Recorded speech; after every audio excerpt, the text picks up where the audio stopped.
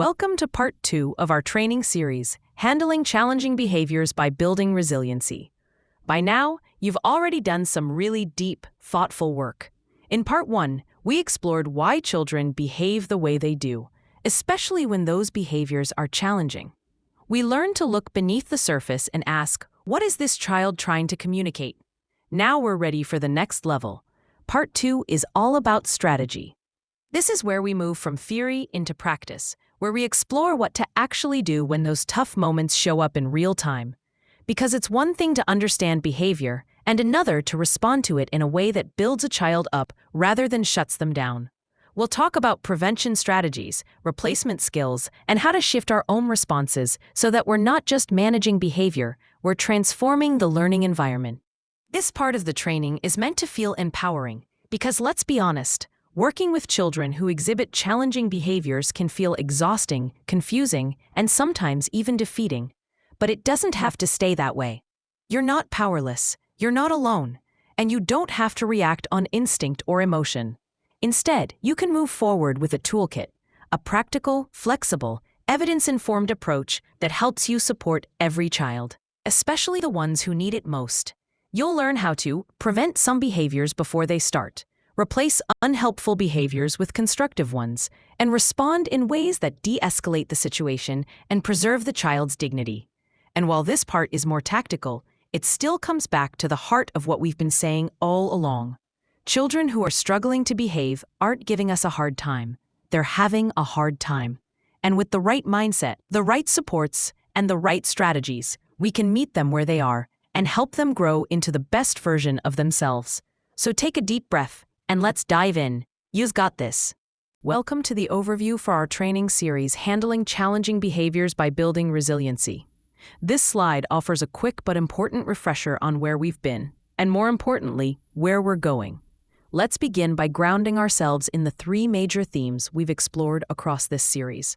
First, we looked at challenging behaviors. We took time to define them clearly, not just as disruptions or outbursts, but as patterns of behavior that interfere with learning and social interactions. We learned that these behaviors don't come out of nowhere. They're often a response to unmet needs, skill gaps, or stressors in a child's life. Sometimes, a behavior is simply the most effective way a child knows how to get their message across, especially if they haven't yet developed the language or regulation tools to do so differently. So rather than labeling children as difficult or bad, we learn to ask better questions. What is this behavior trying to tell me? Where might it be coming from? What purpose is it serving? Second, we focused on resiliency. We explored the concept of resiliency not as something you're born with or without, but as a skill, something that can be taught, modeled, and practiced. We talked about how resilience helps children bounce back from stress, navigate disappointment, and remain engaged even when things are hard. Importantly, we also discussed the adult role in modeling and nurturing resiliency. That includes being mindful of our own stress responses, using connection as a core strategy, and creating environments where children feel safe to try, fail, and try again. When we build resiliency in children, we aren't just solving classroom problems, we're giving them the tools to navigate life. This section is all about action. What you can do starting today to reduce challenging behaviors and increase regulation, cooperation, and emotional safety in your learning environment. There are 3 focus areas for this part. Previ. Let's pause and take a deep breath. We've talked about what behavior is, why it happens, and how it's often connected to unmet needs or undeveloped skills. Now we're going to shift our focus to one of the most powerful protective factors we can nurture in children: resiliency. Take a moment to look at the 3 guiding questions on this slide. They're small but mighty. What is it? Why is it important for our children? And how do we teach it?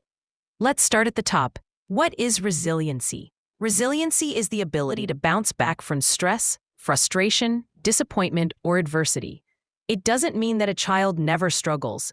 It means they're better equipped to recover from those struggles without falling apart. It's the difference between a child who completely shuts down after a conflict with a peer and a child who gets upset but then regains control, tries again, or asks for help. It's the inner strength that allows a child to stay open to learning even when the day doesn't go their way. Now here's the key. Resiliency isn't just something kids have or don't have. It's not a trait, it's a skill set. And like all skills, it can be modeled, nurtured, and taught. Let's move to the second question. Why is resiliency important for our children? Children are growing up in a world full of both everyday and extraordinary challenges. Some of them face food insecurity. Others are navigating grief, trauma, or instability at home. Even in the most loving environments, children encounter stress, from being left out on the playground to struggling with a new concept to adjusting to change. When we build resiliency, we're giving them a toolkit for handling all of that and still showing up, still trying, still learning. Resiliency supports emotional regulation, self-confidence, problem-solving, peer relationships.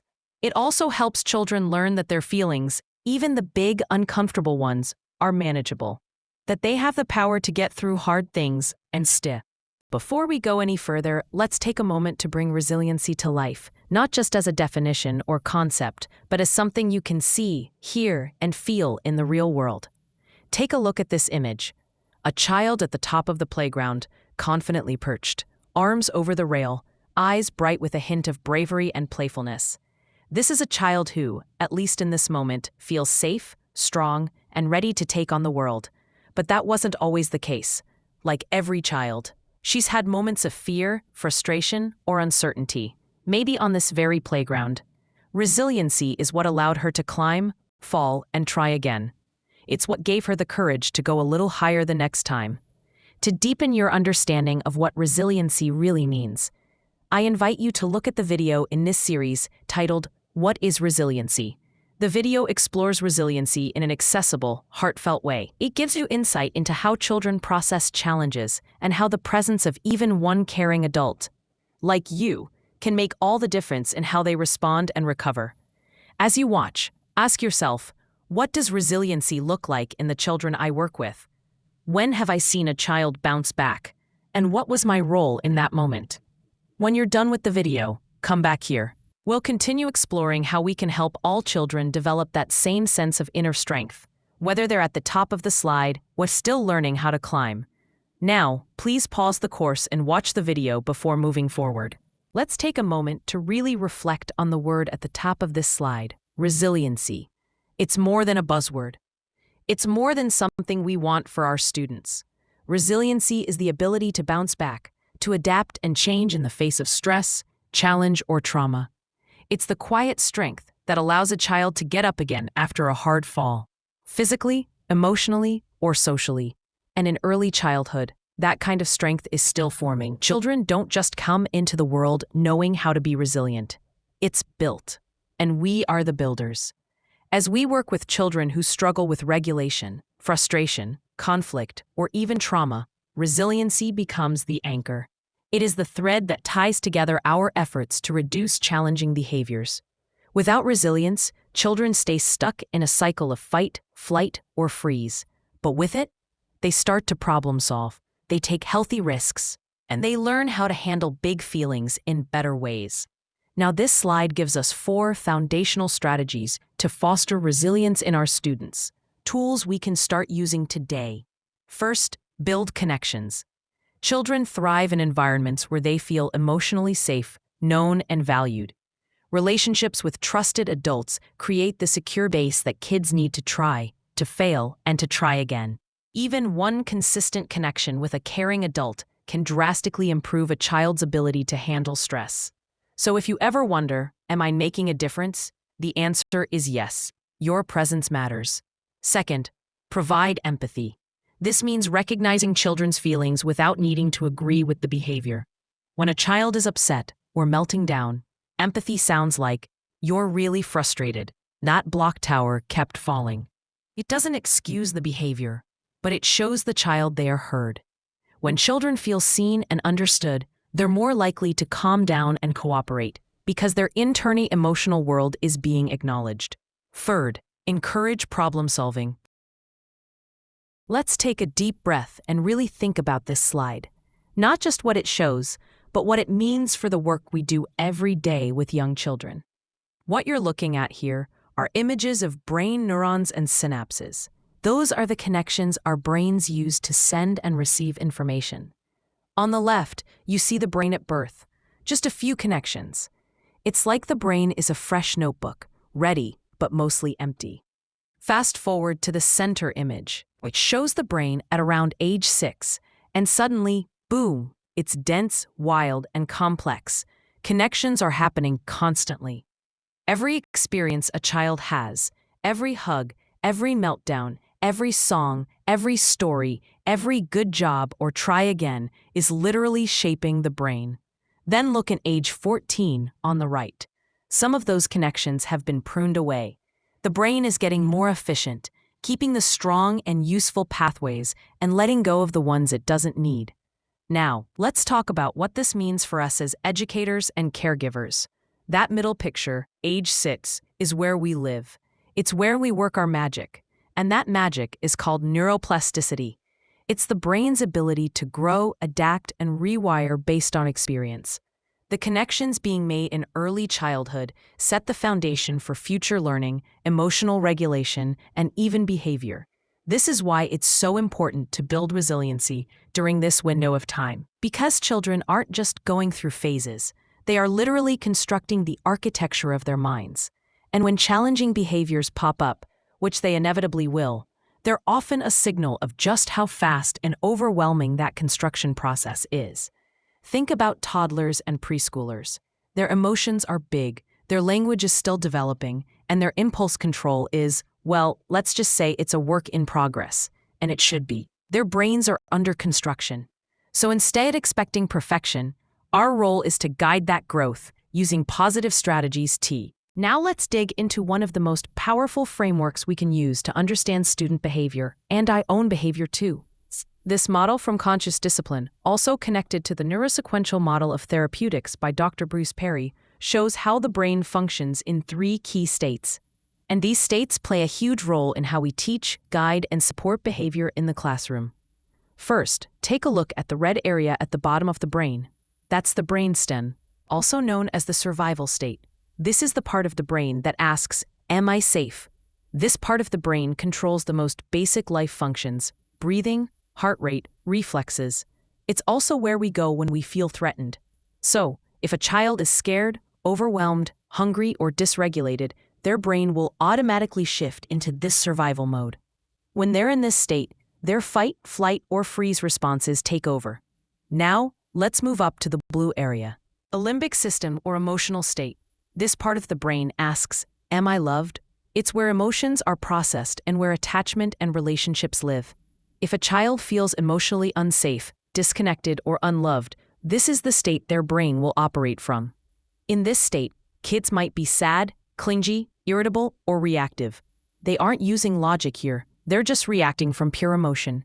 Finally, at the top, we have the green area, the prefrontal lobes, or the executive state.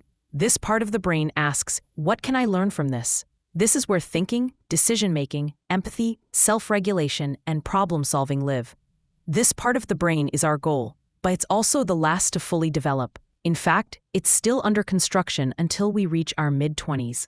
This is why it's unrealistic to expect young children to reason like adults or even older kids.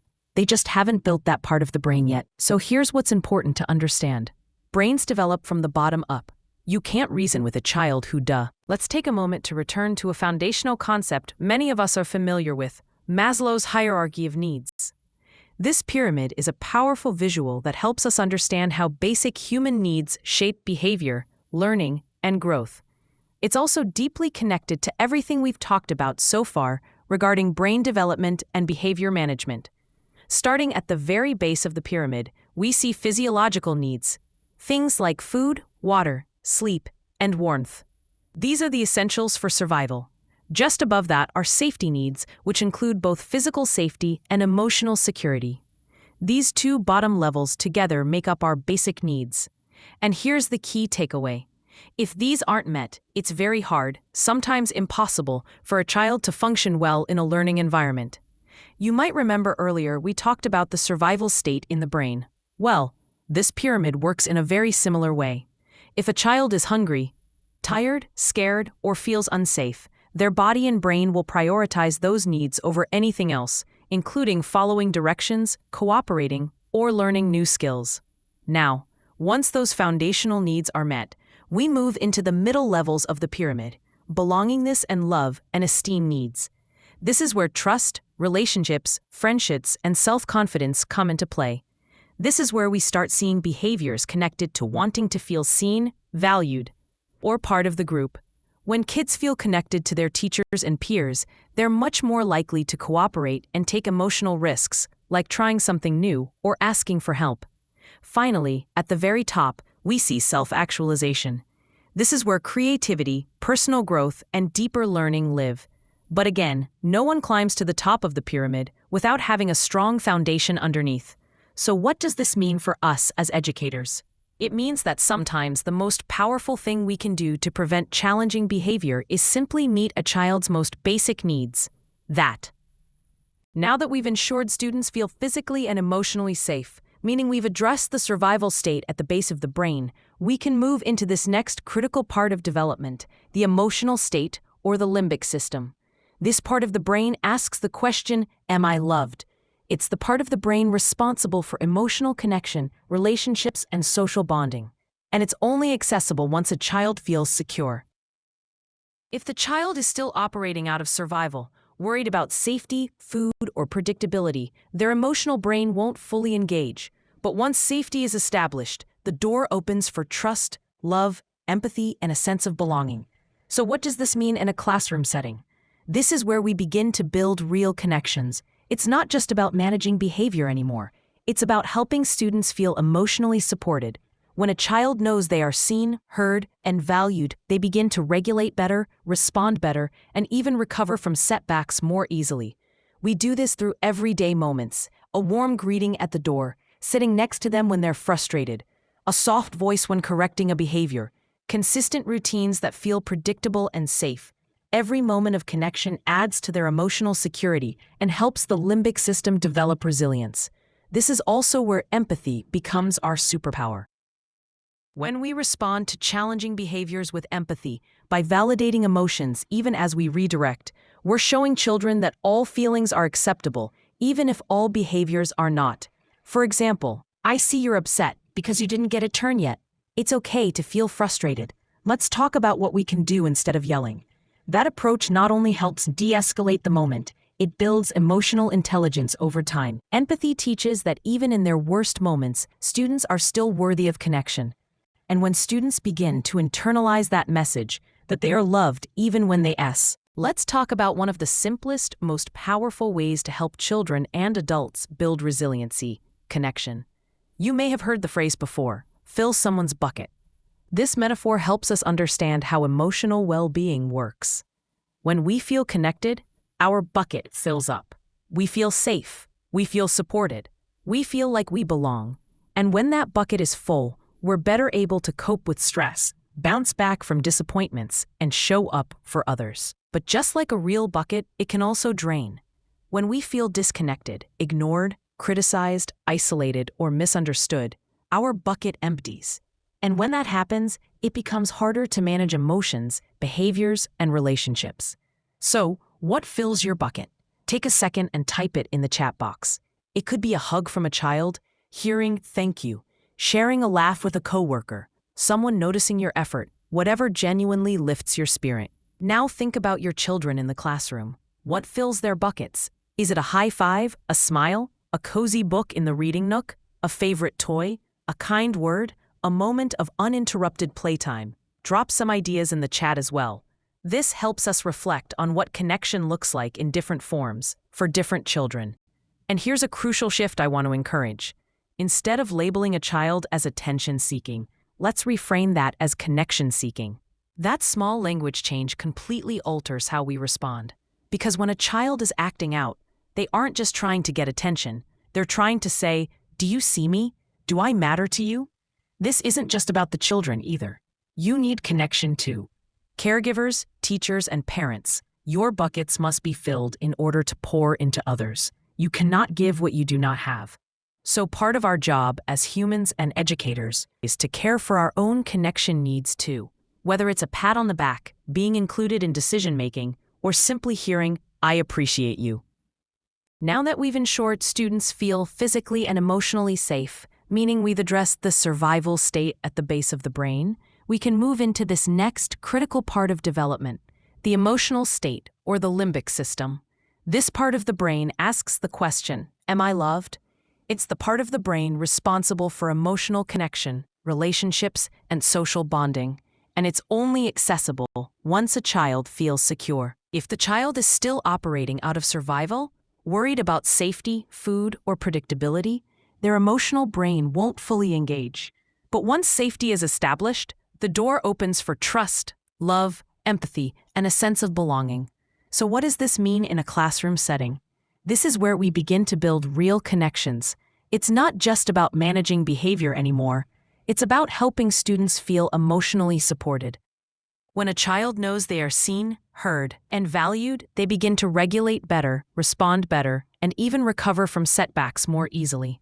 We do this through everyday moments: a warm greeting at the door, sitting next to them when they're frustrated, a soft voice when correcting a behavior, consistent routines that feel predictable and safe. Every moment of connection adds to their emotional security and helps the limbic system develop resilience. This is also where empathy becomes our superpower. When we respond to challenging behaviors with empathy, by validating emotions even as we redirect, we're showing children that all feelings are acceptable, even if all behaviors are not. For example, I see you're upset because you didn't get a turn yet. It's okay to feel frustrated. Let's talk about what we can do instead of yelling. That approach not only helps de-escalate the moment, it builds emotional intelligence over time. Empathy teaches that even in their worst moments, students are still worthy of connection. And when students begin to internalize that message, that they are loved even when they see. Let's talk about one of the simplest, most powerful ways to help children and adults build resiliency: connection. You may have heard the phrase before, fill someone's bucket. This metaphor helps us understand how emotional well-being works. When we feel connected, our bucket fills up. We feel safe. We feel supported. We feel like we belong. And when that bucket is full, we're better able to cope with stress, bounce back from disappointments, and show up for others. But just like a real bucket, it can also drain. When we feel disconnected, ignored, criticized, isolated, or misunderstood, our bucket empties. And when that happens, it becomes harder to manage emotions, behaviors, and relationships. So what fills your bucket? Take a second and type it in the chat box. It could be a hug from a child, hearing thank you, sharing a laugh with a coworker, someone noticing your effort. Whatever genuinely lifts your spirit. Now think about your children in the classroom. What fills their buckets? Is it a high five, a smile, a cozy book in the reading nook, a favorite toy, a kind word, a moment of uninterrupted playtime? Drop some ideas in the chat as well. This helps us reflect on what connection looks like in different forms for different children. And here's a crucial shift I want to encourage. Instead of labeling a child as attention-seeking, let's reframe that as connection-seeking. That small language change completely alters how we respond. Because when a child is acting out, they aren't just trying to get attention. They're trying to say, do you see me? Do I matter to you? This isn't just about the children either. You need connection too. Caregivers, teachers, and parents, your buckets must be filled in order to pour into others. You cannot give what you do not have. So part of our job as humans and educators is to care for our own connection needs too. Whether it's a pat on the back, being included in decision-making, or simply hearing, I appreciate you. On this slide, we're continuing our focus on connection and how it helps support both resilience and emotional regulation. What you're seeing here is a powerful example of what it looks like when adults engage children in meaningful, connection-centered interaction. This moment of shared joy and physical presence is more than just fun. It's wiring the brain for trust, safety, and belonging. One of the simplest and most effective ways to create these moments is through something called I love you rituals. These are research-backed strategies from the Conscious Discipline framework that pair playful interaction with affirming words and gentle touch. They're designed to promote connection and co-regulation between caregivers and children. When we use them consistently, they help children feel seen, loved, and safe, especially during times of stress or transition. Now you may be wondering, when do I do this? I love you rituals can be woven into the natural rhythms of your day, during morning greetings, before transitions, at nap time, or when a child is upset and needs grounding. They are a gift not just to the child, but to us as well. They bring calm, connection, and intention to our interactions. This is especially important when we're working with children who display challenging behaviors. Those behaviors are often rooted in dysregulation or unmet needs. Rituals like these are a gentle and proactive way to meet the child where they are and invite them back into connection. If you haven't already, I encourage you to watch the linked video for a demonstration. You'll notice how intentional and responsive the adult is, not rushing, not correcting, but simply being with the child. That presence is what fills the bucket we talked about earlier. That's what teaches the brain, you are safe, you are loved, you belong. So as we move forward, keep this in mind. Connection is not just a warm fuzzy, it's a brain-based intervention. It lays the foundation for empathy, regulation.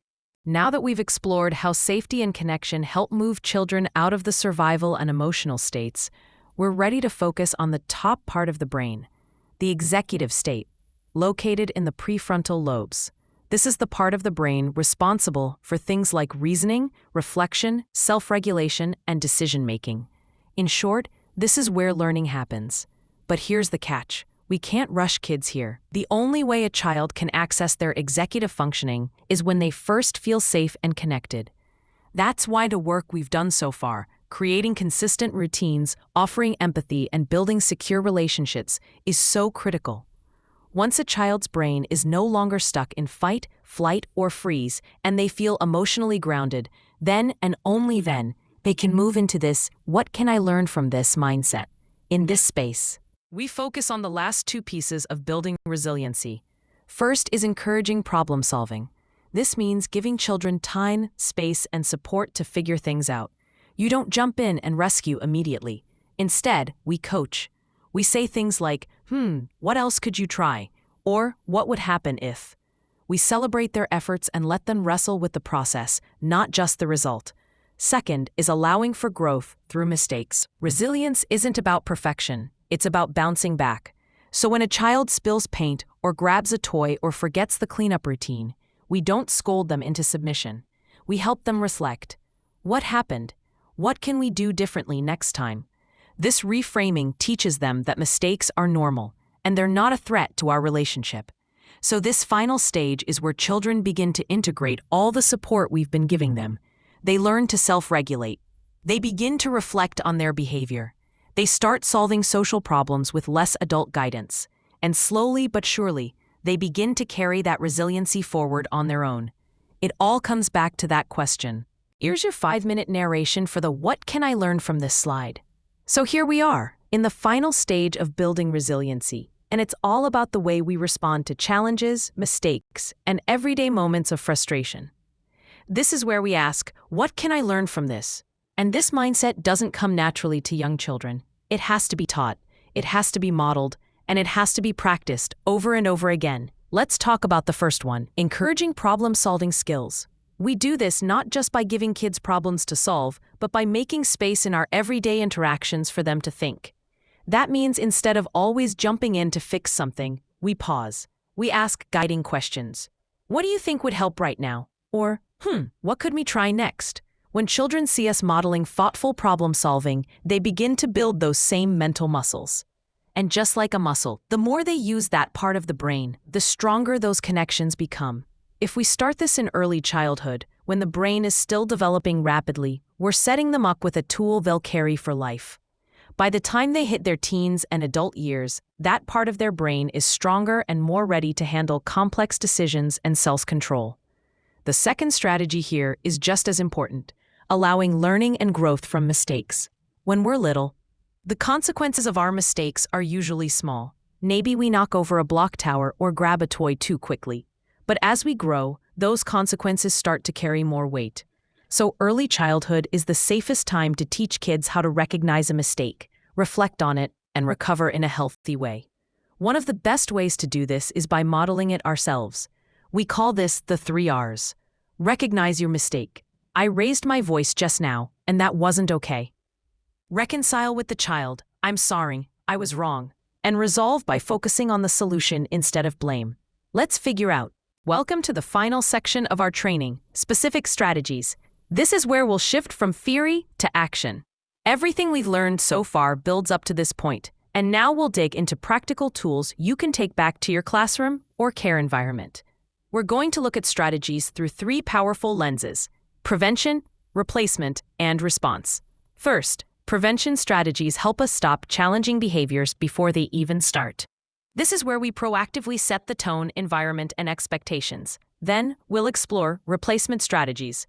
These are skills we intentionally teach children to use instead of the challenging behavior.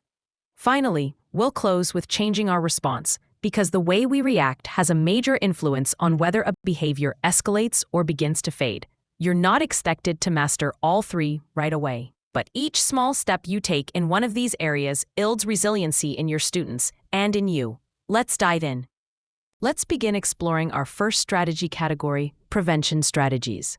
Now, prevention might sound like something big or complex, but in the classroom, it often comes down to small, intentional changes that help us set kids up for success before a challenging behavior even occurs. So what exactly is a prevention strategy? It's anything we do to change the environment, adjust a routine, or rework an interaction in a way that reduces the likelihood of a child becoming dysregulated or overwhelmed. In other words, it's proactive, not reactive. We're not just managing behavior after it happens. We're trying to avoid the behavior altogether by reducing stress, triggers, or confusion in the first place. Here's the key mindset shift. Instead of asking, "How do I get them to stop doing this?" we ask, "What's happening around this child that I can change to help them succeed?" Sometimes the answer is simple. Maybe it's moving a child's seat closer to you during transitions. Maybe it's offering visuals or giving a 2-minute warning before switching activities. Maybe it's letting them carry a fidget or sit on a cushion during circle time. These are all prevention strategies. And remember, not every child will respond to the same approach. Just like adults, children have different sensitivities, preferences, and stress responses. What works beautifully for one student might not make a difference for another, and that's okay. That's why we need a toolbox, not just one tool. Also, it's really important to give these strategies time. If you're trying something new, like using picture schedules or adjusting how you give directions, don't abandon it after a single tough day. Kids need time to adapt to change, even if it's a positive one. So give it a little breathing room. Another important thing to keep in mind, whatever you do, it needs to fit naturally into the classroom's daily routine. That doesn't mean overhauling your entire setup. In fact, prevention strategies work best when Let's pause here and take a moment to breathe this in. You can do this. Challenging behaviors are a normal part of working with young children. They don't mean you're failing. They don't mean a child is broken or bad. They just mean something needs attention. And the good news is, you already have so many of the tools you need to respond with intention, care, and skill. Let's remind ourselves of a few truths. First, challenging behaviors are expected in a classroom full of growing, learning, feeling little humans. These kids are still figuring out how to manage big emotions, communicate their needs, and respond to stress. You're not alone when things feel messy. We're all navigating those same tough moments. But now, you're learning how to meet those moments with strategy, not just survival. Second, building resiliency is one of the most powerful gifts you can give a child. When we teach kids how to bounce back from frustration, how to stay grounded when they're upset, and how to trust that adults will support them, we're setting them up for lifelong success. These aren't just classroom lessons, they're life lessons. And finally, here's the real game changer. The combination of prevention strategies, replacement skills, and thoughtful response techniques gives us a roadmap. It helps us move from "why is this child acting out?" to "what can I teach them to do instead?" That mindset shift can transform a classroom, and it can lift a huge weight off your shoulders too. So as we move into practical strategies, hold this in your heart. You're not just managing behavior, you're building skills, relationships, and safety. And with that foundation, everything else gets easier. Let's keep going. You've got this. Let's pause here and consider something foundational. What is your mission as a teacher? Not your job title, not your daily duties, but your mission. If you had to boil it all down to one sentence, what would it be? Most of us entered this profession because we believed in something bigger than routines and curriculum. We believed in transformation, in hope, in the power of presence. Your mission, at its core, is to teach. That may sound obvious, but think about it in the context of this quote. We're so quick to say, if a child can't read, we teach. And if they can't write, swim, or drive, we teach. But when a child can't behave, how often do we instinctively reach for correction, discipline, or shame, before reaching for connection, instruction, or support? What if your mission was to treat behavior like reading, like math, like any other skill that needs to be taught in small, consistent, patient doses? Because behavior is a skill. Just like reading, it develops over time, with modeling, coaching, and lots of feedback. And that means your mission, your real mission, is not to demand compliance, but to build capacity. You are a mirror, a mentor, a model.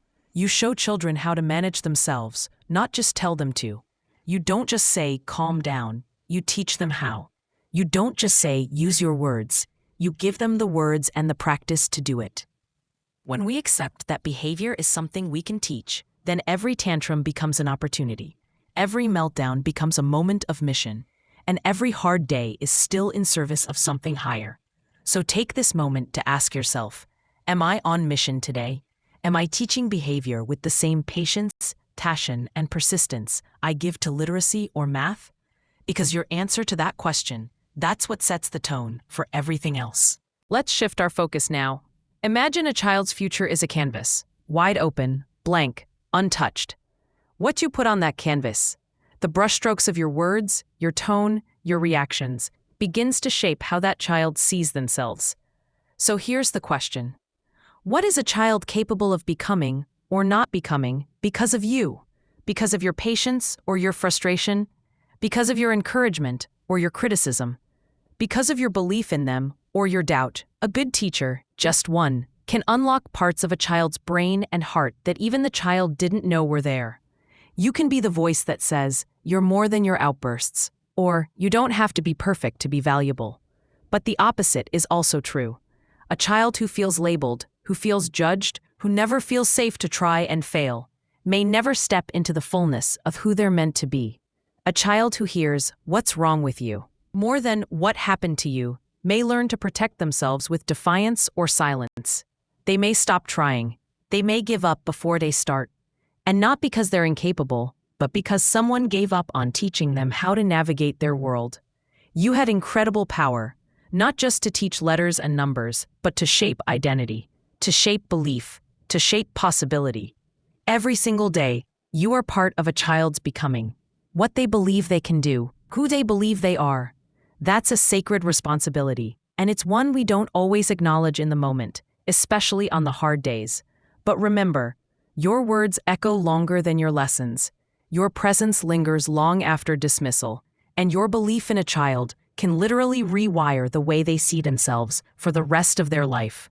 What will they become because of you?